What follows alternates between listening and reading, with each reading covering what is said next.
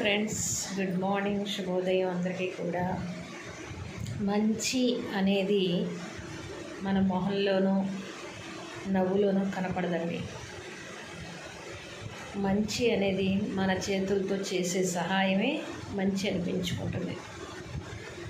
మన చుట్టూత ఎక్కడున్నా, మారు పల్లెటూరులో ఉన్నా, సిటీలో ఉన్నా, ఎక్కడ ఉన్నా కూడా మన చుట్టూత కొన్ని వేల మంది ఉంటారు. ఎవరన్నా కష్టం వచ్చినప్పుడు మనకి ఇలా హెల్ప్ చేస్తే బాగుండు అని.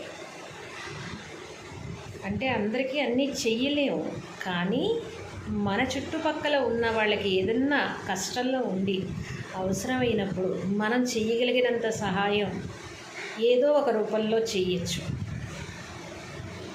అన్నిటికీ డబ్బే పరిష్కారం కాదు కాబట్టి మన చుట్టూతో ఎవరికి ఏ సమస్య వచ్చినా, ఏ సహాయం అవసరం వచ్చినా నేనున్నాను అనే నమ్మకం, భరోసా జనంలో మనం కలిగించుకోవాలి. కాబట్టి మీ చుట్టూతో ఉన్న వాళ్ళ ఏదైనా ఆపదలో ఉంటే మీకు చేతనైన సహాయం మీరు చెయ్యండి. ఎందుకంటే సహాయం చేసాం కదా, ఇవాళ మనం సహాయం చేసే స్థితిలో ఉన్నాం అనుకోమాకండి. రేపు వేరే వాళ్ళ నుంచి కూడా మనకి సహాయం అవసరం వస్తుంది. అది ఎప్పుడు వస్తుంది, ఎలా వస్తుంది, ఎందుకు వస్తుంది అనేది మాత్రం ఎవ్వరం చెప్పలేము. కాబట్టి చేతనైన సహాయం చేయండి. ఇంకేస్ అవతల వాళ్ళు మనీ అడిగారనుకోండి, మీరు చేతనైనంత వరకు చెయ్యండి.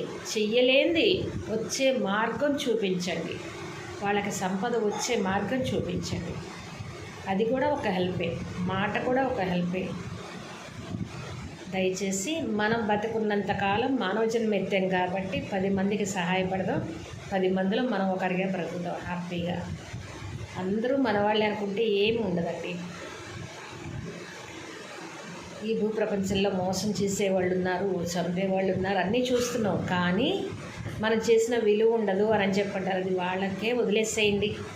మీరు చేయగలగాలనుకుంటే హార్ట్ఫుల్గా చేయండి. ఎవరో ఏదో అనుకుంటారు లేకపోతే గొప్పల కోసం అస్సలు చెయ్యదు. అర్థమవుతుందా? ఎందుకంటే ఆ సహాయ గుణం ఎంత విలువైందనేది వాళ్ళు చనిపోయేదాకా గుర్తుపెట్టుకుంటారండి.